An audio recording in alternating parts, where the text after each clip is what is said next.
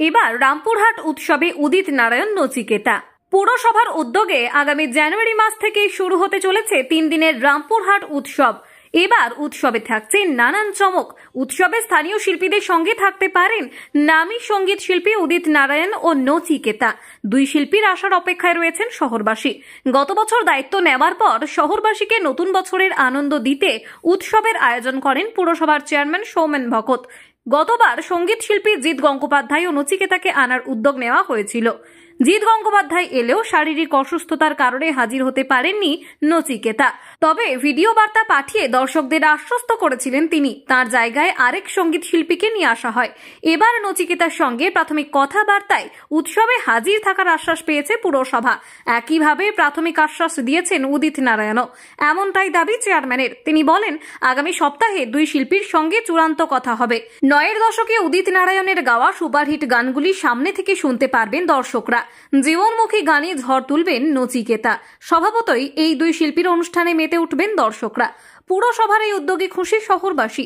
তবে শুধু সঙ্গীতানুষ্ঠান নয়, রামপুরহাট গান্ধী পার্ক স্টেডিয়ামে আয়োজিত এই উৎসবের 3 দিনে মাধ্যমিক ও উচ্চ মাধ্যমিক পরীক্ষায় কৃতী ছাত্রছাত্রী সহ সমাজের বিশিষ্টদের সংবর্ধিতও করা হবে। একই সঙ্গে দুর্গাপুজো ও মহরম কমিটির হাতেও পুরস্কার তুলে দেওয়া হবে। চেয়ারম্যান বলেন, শহরবাসীকে আনন্দ ও উৎসাহ দিতেই এই উৎসবের আয়োজন। দেখুন, রামপুরহাট উৎসব বিগত বছরে আমরা শুরু করেছিলাম পৌরসভার তরফ থেকে, এবং এতে রামপুরহাটবাসী খুব আনন্দিত হয়েছিল এবং তারা এটাকে ভালোভাবে নিয়েছিল এবং রামপুরহাটের লোকজন সাহায্যও করেছিল। তাদের চিন্তা মতে এবছরও যেন হোক এবং ভালোভাবে হোক, তাই আমরা চিন্তা ভাবনা করেছি উদিত নারায়ণ এবং নচিকেতা 2 দিন তাদের প্রোগ্রাম রাখবো।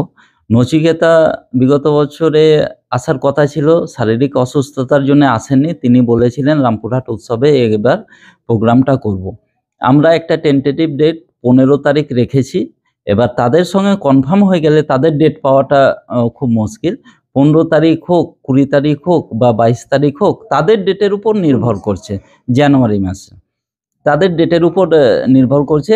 তাদের যদি পাওয়া যায় ডেট, আমরা সেই ডেটেই করব। না তো রামপুরহাট উৎসবে খুব ভালো মাপের বলিউডি গায়ক গায়িকা কেউ না কেউ আসবে, এটা আপনাদেরকে আশ্বস্ত করছি, এবং আমরা সবাই মিলে এই আনন্দ করব। কেন এই? দেখুন, রামপুরহাটে বাপ্পি লাহিড়ীর যে নাইট হয়েছিল, তারপর থেকে কিন্তু রামপুরহাট শহরে বড় মাপের কোনো লাইভ শো হয়নি।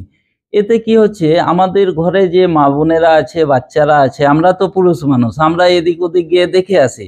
কিন্তু এখানে যারা স্থানীয় মানুষ, যারা বাইরে যেতে পারে না, তাদের একটা আনন্দ হয়, একটা উদ্যোগ থাকে, এবং ঠান্ডার মরশুমে তারা খুব সুন্দরভাবে এটাকে গতবার নিয়েছিলেন, এবং আশা করব রামপুরহাটবাসীর সাহায্য সহযোগিতা এবছরও আমরা সাকসেসফুল প্রোগ্রাম করব। এইটা এসডিএস গ্রাউন্ড যেটা নিয়েছিলাম, আমরা এক সাইডে করি, সেটারও চিন্তা ভাবনা মাঠকে ক্ষতি না করে আমরা করি।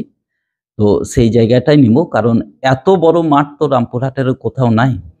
তাই রামপুরহাট বাসীকে একটা সুসংবাদ, এবারও রামপুরহাট উৎসব হবে।